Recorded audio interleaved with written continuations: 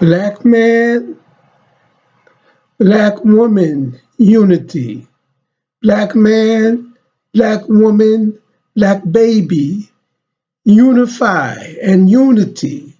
Black man, black woman, black baby, unify and unity.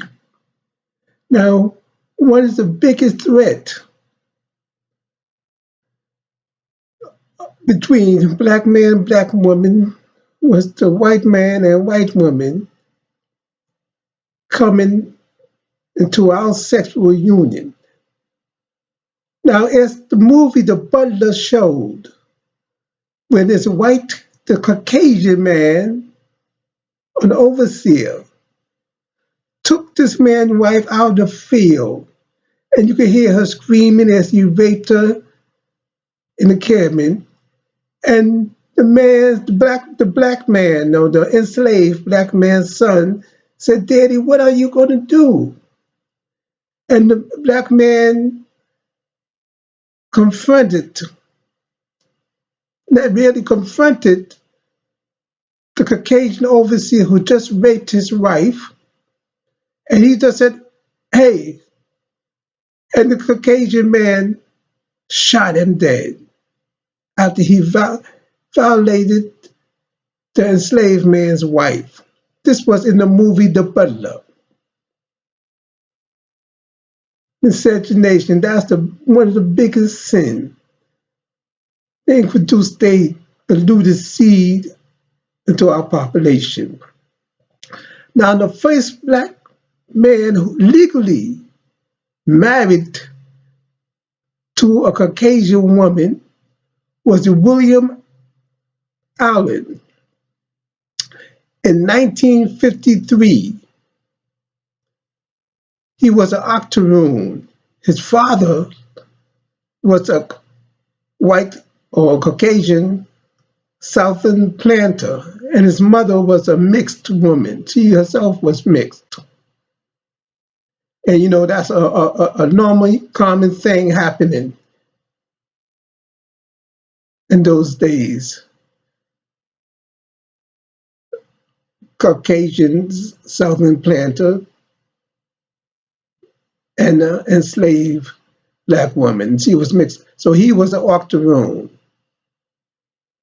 He was a professor. He became a professor. So he was born free. William Allen, I'm talking about. He was born free in 1820. He became a professor teaching German, the German language, and another language which I cannot recall now. But I know one of the languages he taught was German and Greek, yeah, and Greek. So he knew the white woman's father, who was a pastor. So the romance blossomed between William Allen, the octoroon, and Mary Kane, the white woman. The father gave the blessings to their union, but the stepmother of the woman and her brothers was vehemently against it. So they went to New York. They was almost chased out of town. They went to New York. They got married.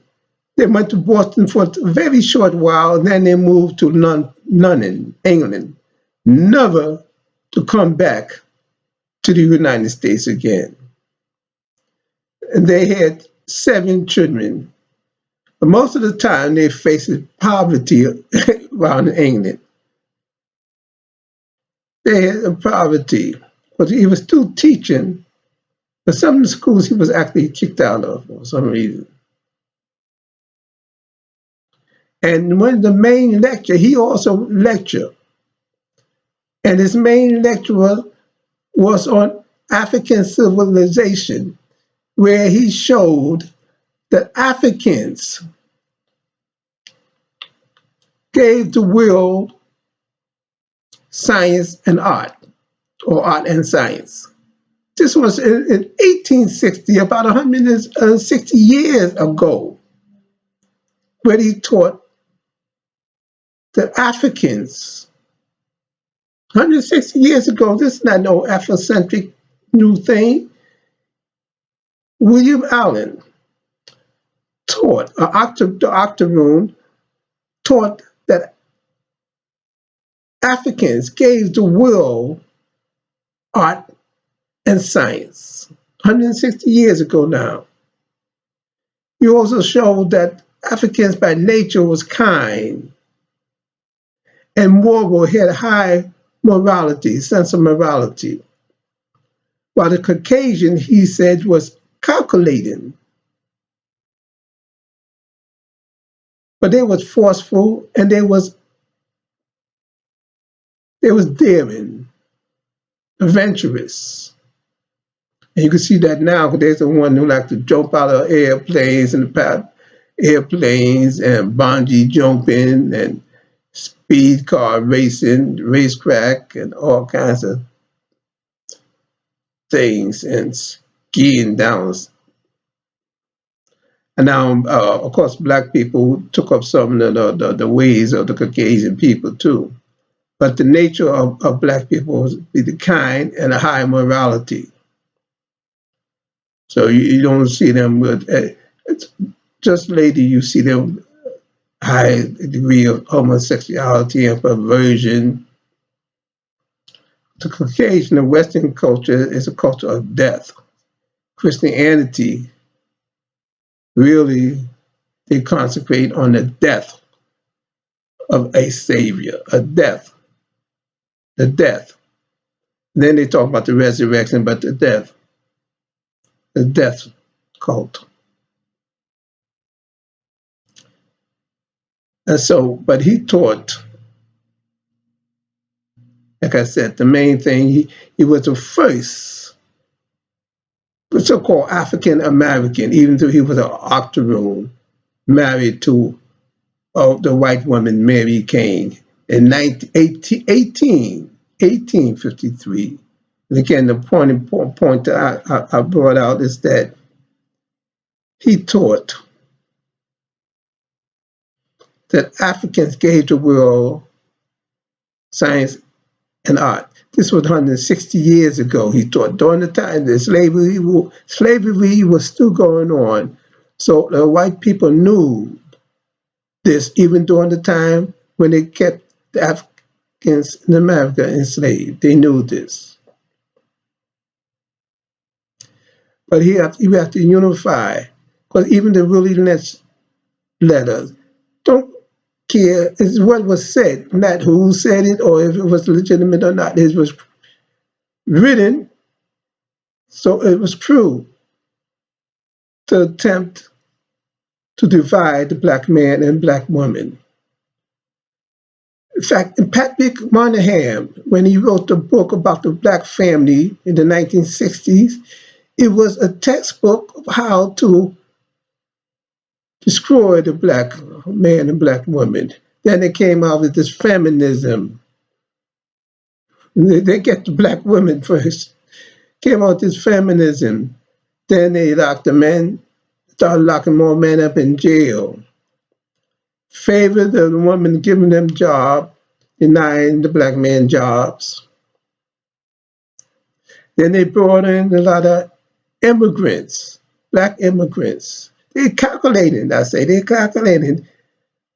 They have a method to their madness. And black people thought that that was a good thing, bringing in black immigrants. We didn't realize their calculation, how they calculate things. They have a method to their madness. We thought that we would increase our numbers, but they had a different idea going on. So, in summing this up, I say we have to unify. This is time now. This is the time now to unify again.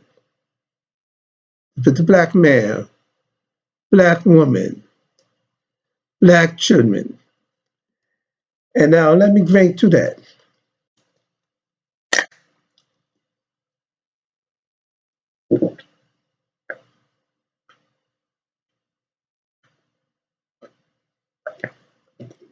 Yes, I can bring to that. Again, this was a discourse on William Allen, the octoroon, who was the first to legally marry, first African American to legally marry a white woman. It was a shame in 1853 in New York City. And I wish that would have been the last. It should have been the last. But I keep repeating, black man, black woman, refuse to let them divide us. We are together to be stronger than glue. And so it is.